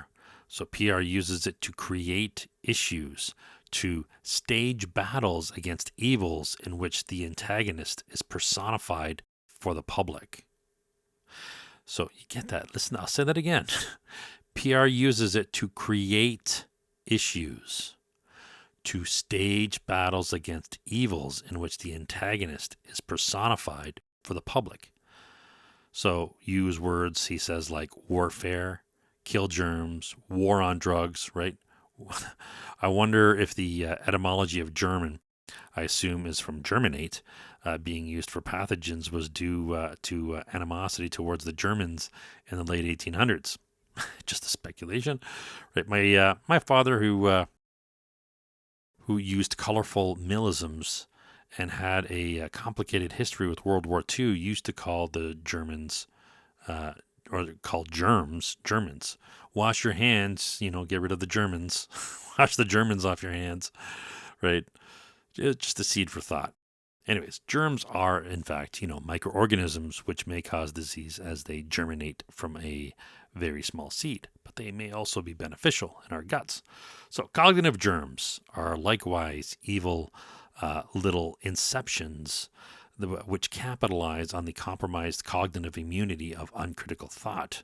This podcast is a vaccine or catalyst for cognitive well-being, for cognitive fitness. So Bernays writes, under pugnacity would come that technique of PR which is continuously devising tests and contests. So PR has been continuously probing the human mind via tests and contests for at least a century. Bernays cites a Mr. Martin who wrote, "It's easier to bring a group of people together via an issue of some kind, as opposed to what? A party?" Right? And who says they don't already agree on objective truth or, things rational? Martin clarifies his point. He claims it doesn't matter how important or how well advertised a meeting is, it needs controversy to draw attention and attendance. We see this a lot in podcasts and people on social media. They're always trying to create controversy, like Madonna, the skank wearing baby parts on her dress, trying to create controversy or fan the flames just to draw attention. And it's working because here I am talking about the old hag, right, Madge. So there is effect to the creation and drawing attention to controversy. But Martin continues here. If the matter to be considered is one about which there is keen partisan feeling and popular resentment, if it lends itself to the spectacular achievement of one whose name is known, especially in the face of opposition of difficulties, if the occasion permits of resolutions of protest, of the airing of wrongs, of denouncing a business of some kind, or of casting statements of external principles in the teeth of enemies of humanity, then however trivial the occasion, the meeting will be well attended. Partisan, spectacular achievement of celebrity, especially in the face of great difficulties, resolutions of protest, airing of grievances, attacking enemies of humanity. Okay, got it. We are all fighting a war in which we may be becoming victorious over the great adversaries of the well-funded perception management complex, who are spreading germs of cognitive illness and are therefore enemies of humanity. In this fight for cognitive wellness, we are developing our cognitive fitness to further protect us from such scum and villainy. Deception and manipulation should only ever be performed on a well-informed and willing participant, though I imagine there are exceptions. This archaic infestation of cognitive germs on the unsuspecting public by malevolent forces has passed its time, its EOL, its end of life. Humanity is ready to acknowledge and bar its use. Or are we? Or has it? The cognitive germ spreaders need to be called out at every instance in their perverted attacks. I can't think of a group less moral, more perverted, and pathologically sociopathic than that lot. Without proof of existing, or even a constant specific definition of a crowd, Bernays breaks down the psychology of this theoretical construct. If you've been following along, you will be aware that a crowd, as we define it today, as any assemblage of people that are, that is absolutely not what Bernays and Laban or Martin or Titman are referring to. Bernays throws an unfounded assertion that sounds plausible, as many stereotypes do, hence their prevalence. His claim is that a debate will draw a larger crowd than a lecture. It's believable, but it's not a valid generalization. Only the uncritical mind of a Marxist follower would believe and defend such a claim without hesitation or critical analysis.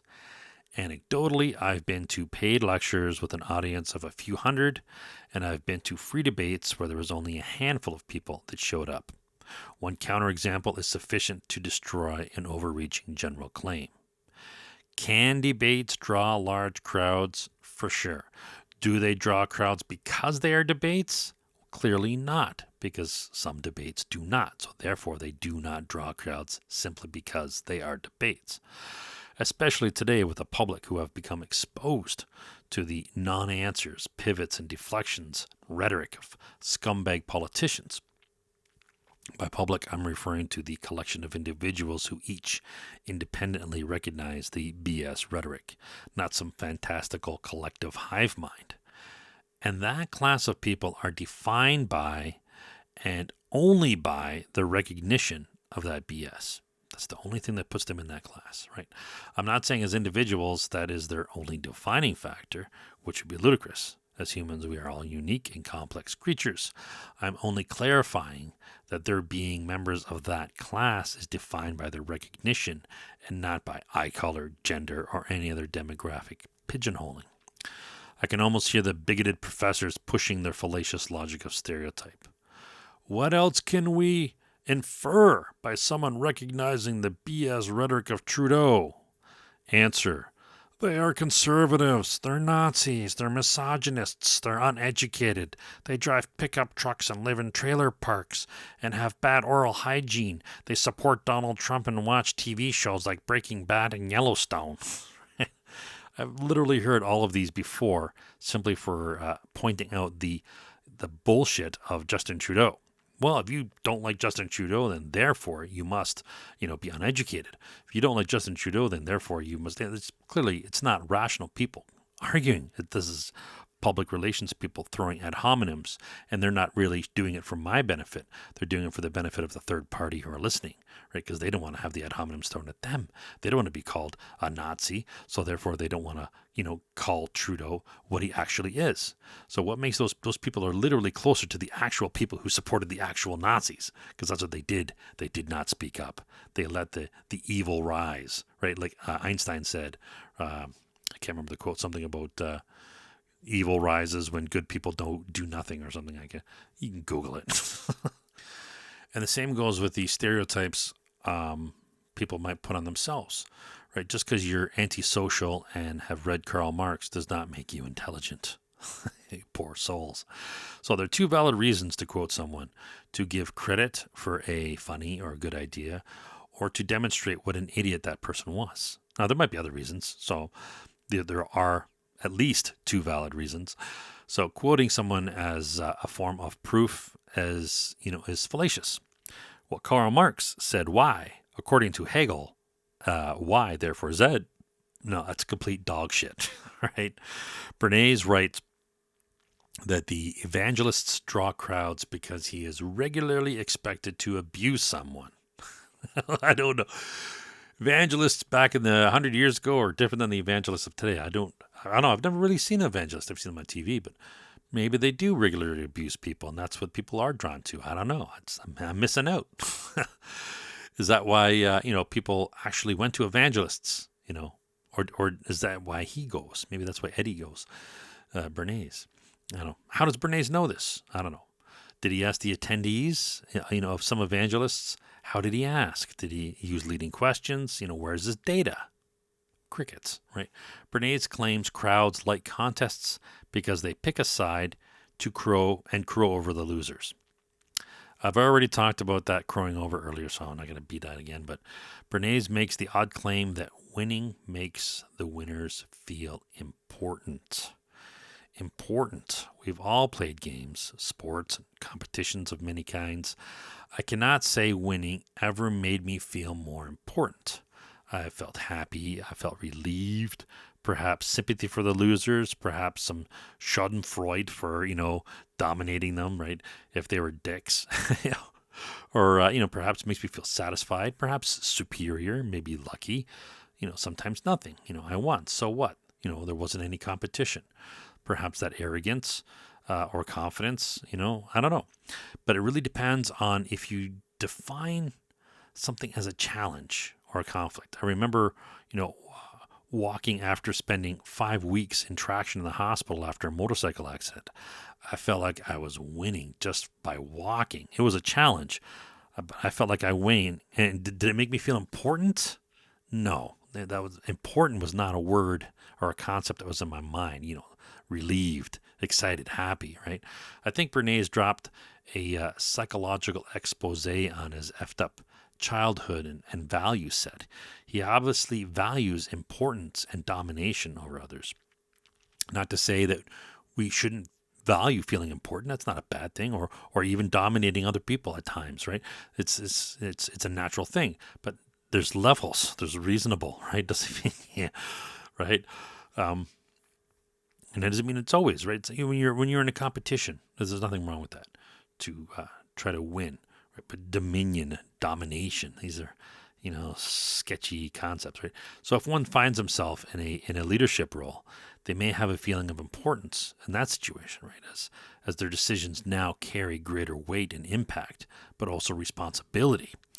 Important is defined as something, likely to impact one's survival and quality of life. So to conflate winning a game or competition with survival or quality of life is primitive. It's a primitive mode of thought, right? You can sense how it's very caveman. So I'm not trying to take away or diminish the joy of winning or overcoming a great challenge. I'm pointing out the error in conflating winning with feeling important. Obviously, winning in the natural world can be of crucial or critical importance, but to have the mental simplicity of conflating the trivial pursuits of sports and games with life and death situations indicates a very primitive mind, perhaps only capable of thinking in stereotype. I can hear Bernays, supporters attacking me for being insensitive to Bernays' obvious mental illness. This is like our bucket analogy earlier. A simple bucket of color versus the more sophisticated buckets that frame the hues of the complexity of the visual spectrum. I don't want to make it sound like framing and naming is the most accurate. Arbitrary borders or divisions of a gradient is a clunky way to make sense of the world, especially if we ignore the holistic perspective. But there is no limit to that by definition. So we need some heuristic. We need some framing of understanding, right? Our buckets, our schemata are perhaps an oversimplified model for how we think. We are not defined packets of thought. Thought, though concepts can be, neatly packaged a lot of the time. It feels more like a continuum of choice, right, where we have access to our private libraries of schema or concepts, like we're driving down a road and a road sign passes by, of ideas or idea fragments. We can stop and think about it and look at the sign, or we can just let it slip by and ignore it.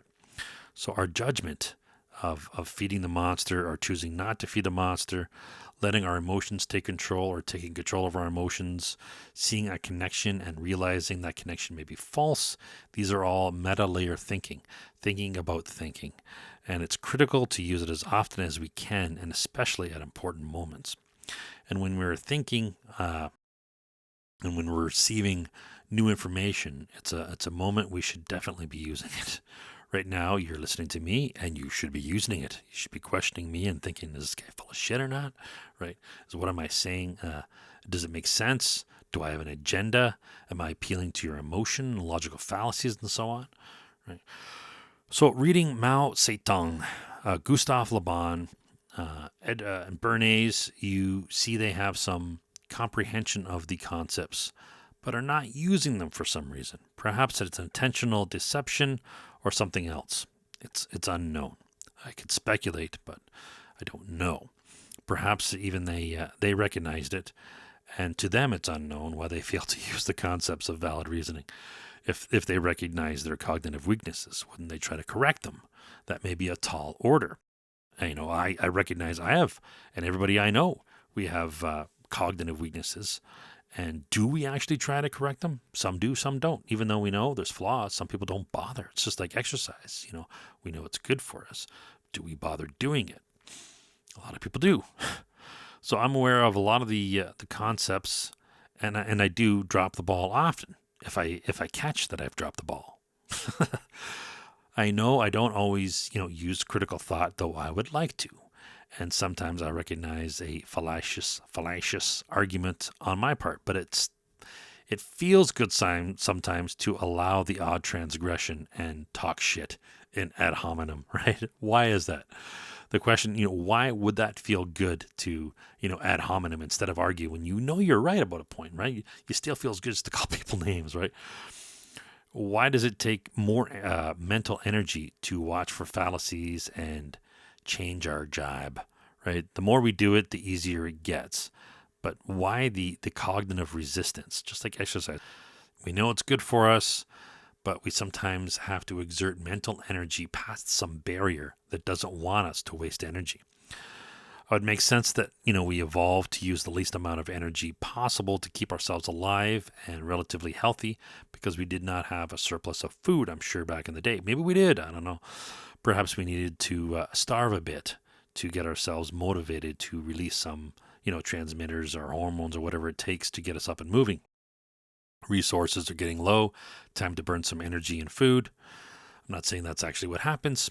It's a hypothesis on my part. It makes sense to me. But I'm not saying we're also just chemical reactions, that are drive us, but we're definitely affected by them. It makes sense that we evolved to conserve energy and that hunger can drive us to activity. So what about the hunger for truth? Can that drive us to act? If we can live well enough with the lies we believe, that's not a critical motivator to seek the truth. We only recognize our bodies are sedentary when we see how fat we are, or when we buy clothes or step on a scale. How can we recognize our minds are being cognitively sedentary? Only when it's overwhelmingly obvious to us, and we have the cognitive dissonance. If our bodies are strong enough to sufficiently perform our daily activities, we mostly ignore exercise. If our thinking is sufficient to perform our daily tasks, how often do we think about our thinking? It's much easier to tune out and watch something on the screen. Bernays claims the instinct of pugnacity, the tendency to want to argue or fight, is a powerful weapon to get the public to an opinion the public relations council wants. The public relations client wants. The indication is that public relations uses pugnacity to get the public to dislike an opinion or a person or concept, regardless of it being true or not. The implication is since PR is using pugnacity, therefore they are trying to get the public to fight against a certain opinion or position. Whether the opinion or position is true is irrelevant. And this is not mentioned by Bernays. So pugnacity is a powerful weapon for PR. Weapon is defined as a thing used for inflicting bodily harm or physical damage. Yes, a weapon can be defensive as well as offensive, just like most tools. And a person who is really good at something, may be called a weapon. But in the context of a powerful weapon to get the public to hold a certain opinion, is clearly being used offensively against the unsuspecting public. And for Bernays to choose the words power, weapon, in this context, indicates how he truly feels about his targets in the public. He recognizes at least some level of PR is not benign and malevolent from the perspective of the public and a third party observing the shenanigans. Bernays writes, the dangers of the method of appealing to pugnacity must be borne in mind. He claims pugnacity can be enlisted on the side of decency and progress. It can be enlisted on the side of decency and progress. Wow. He needed to express that thought, right? He needed to, right? Get this, folks. We can also use it for decency and progress. Doesn't mean we will, just saying it can be. So this implies his go-to thought was not of using it for decency and progress, right? He writes it can be. Not that it is or even that it should be. It can be used for good.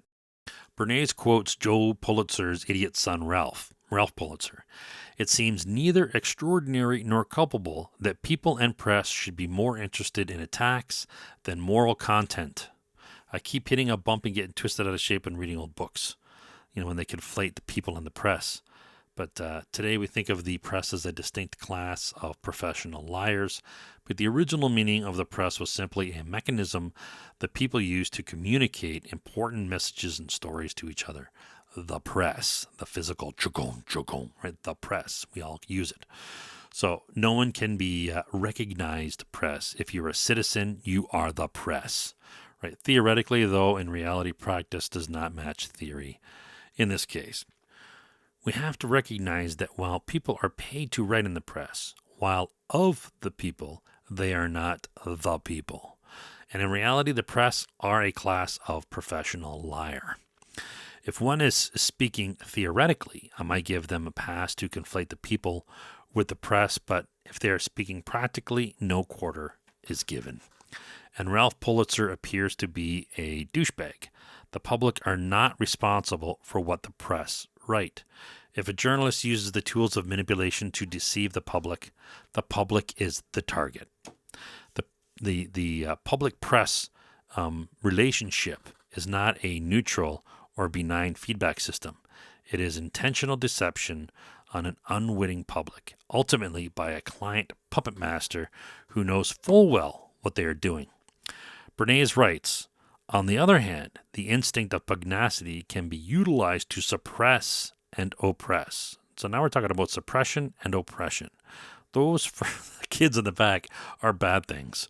From the perspective of PR, I'm going to continue reading. He wrote this. So, on the other hand, the instinct of pugnacity can be utilized to suppress and oppress. From the perspective of PR, who was interested in accomplishing definite results on specific issues, the dangers of the method are only the ordinary dangers of every weapon, physical or psychological. I think that needs to be read again, slower. This is Bernays. This is his words. On the other hand, the instinct of pugnacity can be utilized to suppress and oppress.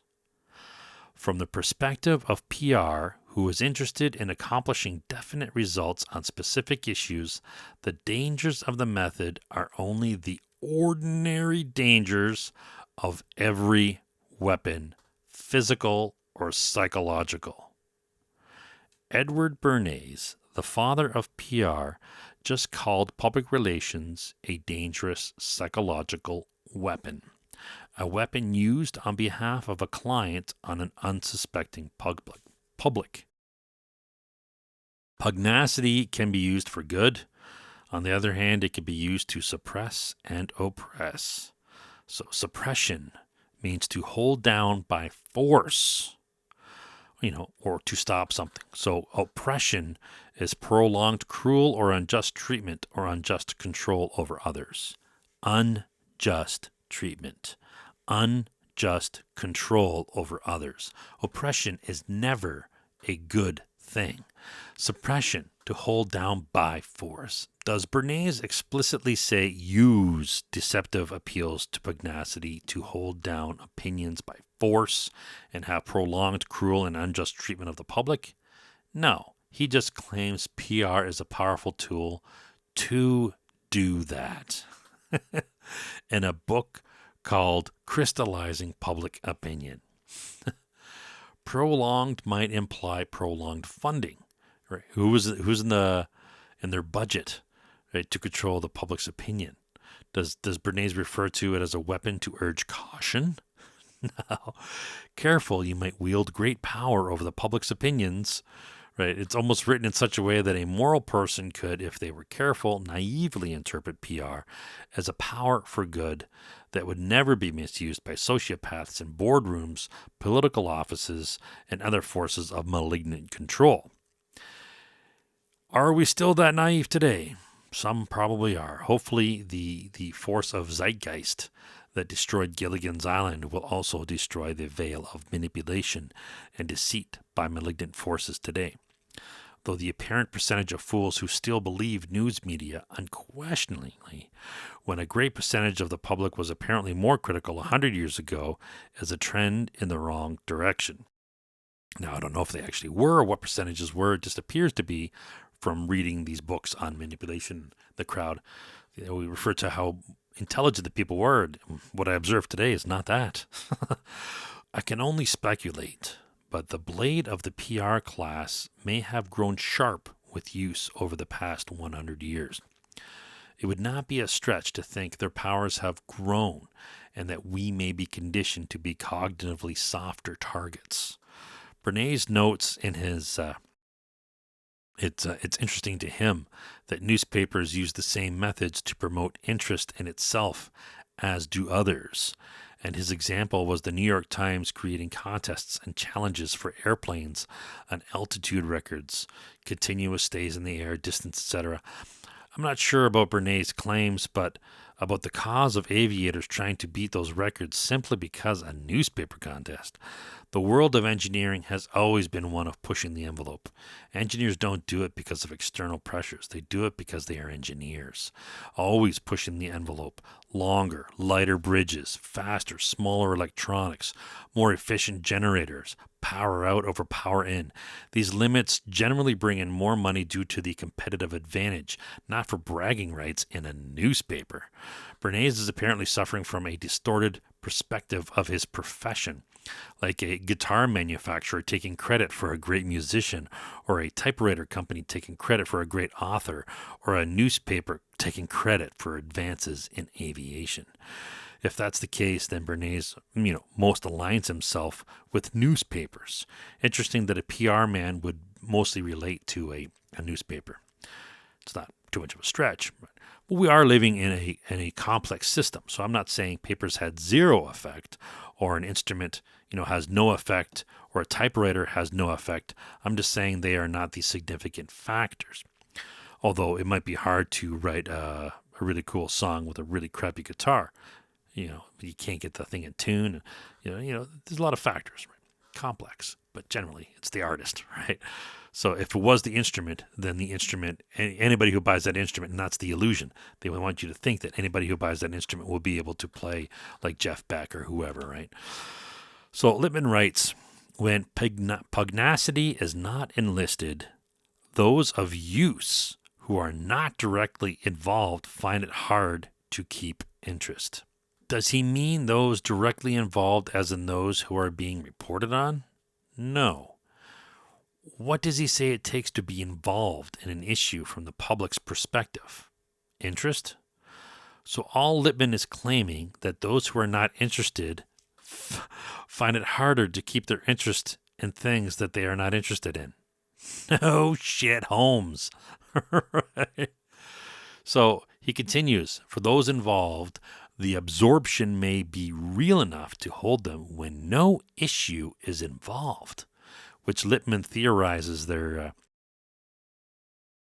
interest may be due to sheer joy and activity, or by the subtle rivalry or invention. Subtle rivalry or invention. So it may be due to conflict, or perhaps subtle conflict, right? These shysters have a one-track mind. At least Lippmann also mentions invention, which I will interpret to mean novelty and innovation.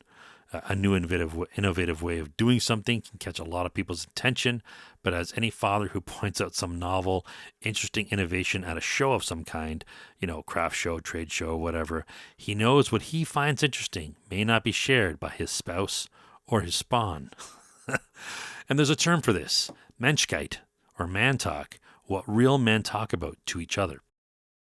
The anti-man misandrists or man-haters also have a word for it. They call it mansplaining due to the toxic masculinity of the patriarchy. Woke bigots can be funny at times. So Martians and Venetians, should not be attacked for who or what they are. Anyways, Lippmann's point is that if someone is not interested in something, for whatever reason, a tool a manipulator may bring to bear on the target is to force them to be interested in something they are not naturally interested in, is to allow them to exercise the love of struggle, suspense, and victory. So notice he's talking about appeals to emotion, the love of struggle. Who the fuck loves struggling or watching another person struggle, right? I suppose a parent might get excited by their spawn struggling to stand for their first time or grasp calculus, though his choice of words is dark. A challenge is one thing, but struggle evokes imagery of violent efforts to get free of restraint. Pugnacity is the willingness to fight. If one is struggling in a fight, they're usually in over their head and probably don't want to be there. So they are not wanting to, they're not willing to be there.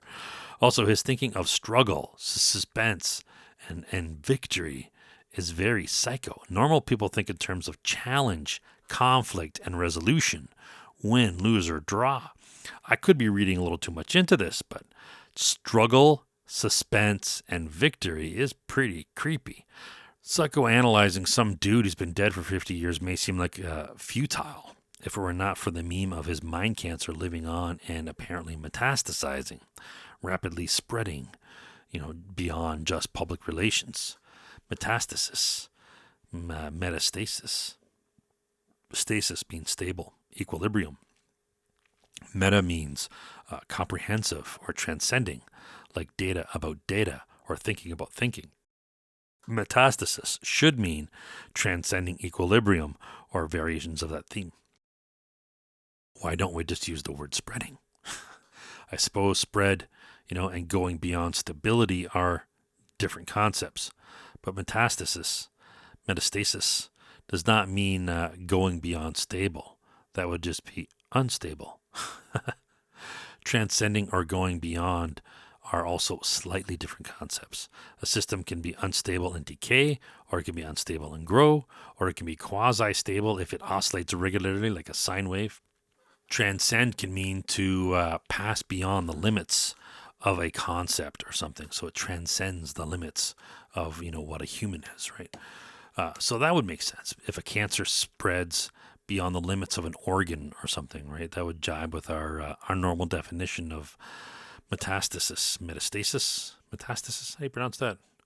Metastasizing, right? Metastasis. Spreading beyond the limits. But I think the etymology of stasis is stay, as in where one stands. So that's why all those countries end in stan, which it means where they stand. Like Afghanis, they stand in Afghanistan. Pakistan in Pakistan. Uzbekistanis stand in Uzbekistan. And Kyrgyzstanis stand in Kyrgyzstan. And Turkmenistanis stand in Turkmenistan. And Tajikistanis stand in Tajikistan. Anyway, the malignant mind cancerous framework is still there, and the techniques including appealing to pugnacity, the want to argue or fight. I'm not sure if pugnacity includes those who enjoy a good debate or logical argument. Like, that's how I define it, but it might just mean screaming, punching, form of argument, fight, but I sometimes enjoy a good debate, a good logical argument, though many people get upset when you question their opinions. I don't know. It's important to know that this is a healthy attitude. It's a vector of attack by the mind cancer meme of manipulation, right? Again, trying to use our strengths as weaknesses. But Walter Lippmann isn't really claiming manipulators should appeal to the target's pugnacity. He's claiming they should appeal to the target's voyeuristic desires to watch a fight, not the fight itself, not participating, just the watching. Which makes sense, as it would be difficult for a manipulator to get a target into an argumentative frame of mind without drawing them into using their reasoning skills. So the solution is to get them passively to partake in, vicariously living through one of the puppet combatants. Then both sides of the argument are under the manipulator's control, which is genius. Right? Have X and argue about which concept is better without having the target thinking both concepts are garbage, right? Use the either or fallacy. It's a meta version of the either or fallacy. The targets can be distracted and kept from thinking outside the parameters with appeals to emotion and getting them to focusing on what counters the combatants will come up with or should come up with. It's meta either or because there isn't even thinking about which option to choose.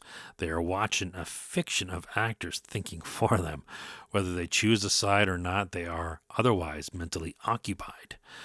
They are thought stopped, and that is a very powerful tool to stop people from reasoning, to watch them participate, right? Not participate, to watch them so they live voyeuristically. It's like sports, or pro sports. There's nothing at stake for the spectator, and it's infinitely more enjoyable to play than watch, unless, of course, we try to make it more interesting by betting. But that begs the question: if it's so boring, why do you need to bet to make it interesting? Why bother watching it at all? Right? It's going to be more interesting things to do. So Lippmann is arguing the conflict is sufficient to draw and keep attention, which is easily refuted by all the conflict in politics and the general disinterest in politics by a lot of the general public.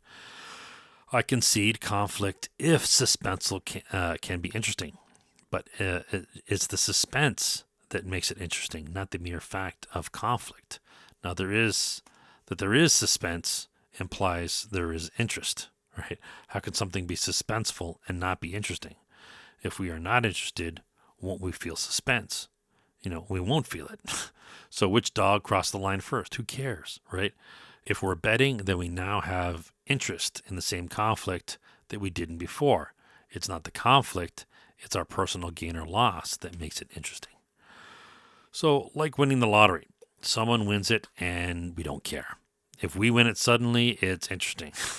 For those of us and the deadbeats we used to know that come out of the woodwork, thinking there might be some benefit for them if they try to rekindle contact, despite being contact. Did I say contract? Contact. Despite being overt douchebags. Right? So Lippmann's slipping the word suspense in there is either crafty or he's an idiot. Like in the movie Jaws, when Quint first gets the shark to take the bait on his fishing line, he says, "I don't know, Chief. He's either very smart or very dumb." So what made that line so great was that it revealed the experienced old sea dog was a critical thinker, which gave his cockiness more weight.